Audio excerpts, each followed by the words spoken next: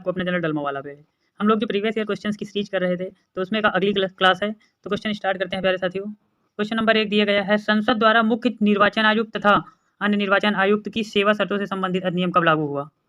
तो यह जो है मुख्य निर्वाचन आयुक्त और अन्य निर्वाचन आयुक्त से सेवा शर्तों से अधिनियम पारित हुआ था 1994 ईस्वी में प्यारे साथियों। हमारे द्वारा कराए गए सभी क्वेश्चंस प्रीवियस ईयर क्वेश्चंस होंगे, ये सभी एग्जामों के लिए बहुत ही हेल्पफुल होंगे। क्वेश्चन नंबर 2 दिया गया है, भारत में मतदान की आयु सीमा को 21 से घटाकर 18 कब कर दिया गया है? तो यह जो है 18 कर दिया गया है 21 से आयु को घटा के 1989 ईस्वी में। वोटिंग का दौर चल रहा है, वोटिंग का क्वेश्चन भी देखो आ गया है कि कब पहले जो है वोट डालने की उम्र 21 वर्ष थी, अब जो है 18 हो गई है, तो यह जो है 1989 ईस्वी से हुई है। अगला क्वेश्चन दिया गया है, मत देने का अधिकार किस आयु पर मिलता है? मत देने का यानी वोट देने का अधिकार किस आयु पर मिलता है? तो 18 वर्ष की आयु से एक स्वतंत्र नागरिक अपने देश में अपने इच्छानुसार किसी भी पार्टी को वोट दे सकता है। अगला क्वेश्चन दिया गया है प्यारे साथियों कि भारत का प्रथम मुख्य चुनाव आयुक्त कौन था? भारत का प्रथम मुख्य चुनाव आयुक्त थे सुकुमार सेन। अगला क्वेश्चन दिया गया है, चुनाव के समय किसी चुनाव क्षेत्र में चुनाव प्रचार कब बंद करना होता है? तो चुनाव प्रचार जो है मतदान समाप्त होने से पहले 48 घंटे पहले जो है बंद कर देना होता है। अगला क्वेश्चन दिया गया है प्यारे साथियों कि लोकसभा अथवा विधानसभा के किसी चुनाव प्रत्याशी की जमानत राशि कब जब्त कर ली जाती है? जमानत राशि तब जब्त कर ली जाती है जब वह कुछ मतदान के 1/6 मत भी प्राप्त न कर सके, तो जमानत जब्त हो जाती है, उसे ही कहते हैं जमानत राशि जब्त हो जाती है, तो उसे कहते हैं जमानत जब्त हुई है। अगला क्वेश्चन देखो, इसी में दिया है कि ईवीएम का प्रयोग भारतीय चुनाव में कब से प्रारंभ हुआ? तो ईवीएम का प्रयोग जो है भारतीय चुनाव में 1998 से प्रारंभ हुआ है। अगला क्वेश्चन दिया गया है, निम्नलिखित में से कौन सा मतदाता सूची में अद्यतन बनाकर रखता है? अद्यतन बना के रखते हैं निर्वाचन आयोग।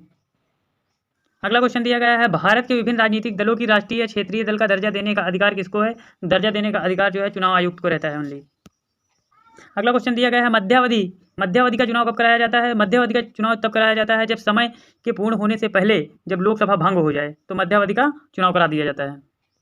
अगला क्वेश्चन दिया गया है, भारत के प्रथम आम चुनाव किस वर्ष किए गए थे? भारत के प्रथम आम चुनाव जो है 1951 और 52 में किए गए थे। अगला क्वेश्चन देख लो प्यारे साथियों, निर्वाचन आयोग निम्न में से किन निर्वाचन के लिए अधीक्षण निर्देशक और नियंत्रण का कार्य करती है? तो राष्ट्रपति चुनाव के लिए, उपराष्ट्रपति चुनाव के लिए, लोकसभा चुनाव के लिए जो है अधीक्षण निर्देशन और नियंत्रण करता है इन सभी, यानी इसका आंसर इन सभी हो जाएगा, यानी राष्ट्रपति का चुनाव, उपराष्ट्रपति का चुनाव और लोकसभा का चुनाव सभी के लिए कार्य करती है। अगला क्वेश्चन दिया गया है, भारतीय निर्वाचन आयोग ने वर्ष 2010 में अपनी कौन सी जयंती मनाई है? अपनी स्वर्ण जयंती मनाई है। स्वर्ण जयंती को बोलते हैं गोल्डन जुबलियन। अगला क्वेश्चन दिया गया है प्यारे साथियों, चंद्रगुप्त मौर्य ने सेल्यूकस को किस वर्ष पराजित किया है? चंद्रगुप्त मौर्य ने सेल्यूकस को 305 ईसा पूर्व में पराजित किया था। अगला क्वेश्चन दिया गया है, भारत में पहली बार महिलाओं को मताधिकार कब से प्राप्त हुआ है? तो 1926 से पहली बार मताधिकार जो है महिलाओं को वोट देने का अधिकार प्राप्त हुआ है। क्वेश्चन दिया गया है प्यारे साथियों, निर्वाचन आयोग, सर्वोच्च न्यायालय, संघ लोक सेवा आयोग, नियंत्रण एवं महालेखा परीक्षा का कार्यकाल जैसे संस्थाओं में कौन सा लक्षण समान होता है? तो उसमें जो है वे संवैधानिक संस्थाएं। अगला क्वेश्चन दिया गया है, निर्वाचन आयोग का चेयरमैन कौन होता है? निर्वाचन आयोग का चेयरमैन जो है मुख्य चुनाव आयुक्त होते हैं। अगला क्वेश्चन दिया गया है, भारत के मुख्य चुनाव आयुक्त की नियुक्ति कौन करता है? भारत के मुख्य चुनाव आयुक्त की नियुक्ति राष्ट्रपति करते हैं। 500 से अधिक रजवाड़ों के भारत में विलय के लिए कौन उत्तरदायी है? तो उसमें उत्तरदायी थे सरदार वल्लभ भाई पटेल जी। अगला क्वेश्चन दिया गया है, निम्नलिखित जोड़ों में से किसने देशी रियासतों को भारतीय संघ का अंग बनाने में सबसे महत्वपूर्ण भूमिका अदा की है? तो उसमें थे सरदार वल्लभ भाई पटेल और वीपी मेनन थे, जिन्होंने भारतीय संघ को अंग बनाने में महत्वपूर्ण भूमिका अदा की थी।